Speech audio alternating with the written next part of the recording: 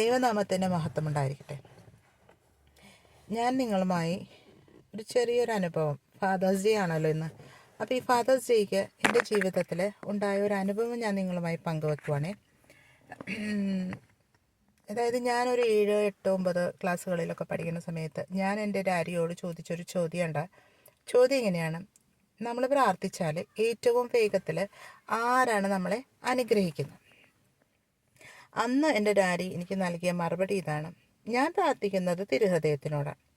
അപ്പം ഈ തിരുഹൃദയം നമ്മൾ പ്രാർത്ഥിച്ചാൽ നമുക്കെല്ലാ അനുഗ്രഹങ്ങളും പെർഫെക്റ്റായിട്ട് തരും. പക്ഷേ ഇത്തിരി ഡിലേ ഉണ്ടാവും, അത്രേ ഉള്ളൂ, അല്ലാണ്ട് വേറെ കുഴപ്പമൊന്നുമില്ല.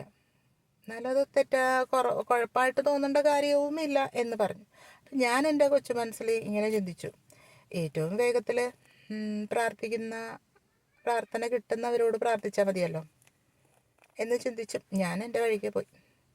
ഇപ്പം കാലങ്ങൾ ഒരുപാട് പിന്നിട്ടപ്പം ഞാൻ ഈ ഒരു കാര്യം, പ്രത്യേകിച്ച് ഈ മാസം തിരുഹൃദയ മാസമാണ്.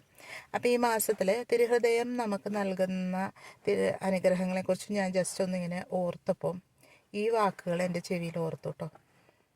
അതെ, ശരിയാണ്.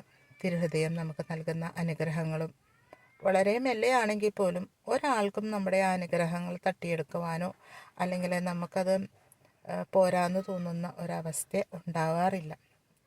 അപ്പം നമ്മുടെ മാതാപിതാക്കൾ നമുക്ക് നൽകുന്ന കൊച്ചു കൊച്ചു ഉപദേശങ്ങൾ ആദ്യം നമുക്ക് വലിയതായിട്ടൊന്നും തോന്നില്ലെങ്കിലും കാലങ്ങളുടെ തികവിൽ ബെസ്റ്റായിട്ട് മാറും. Praise the Lord.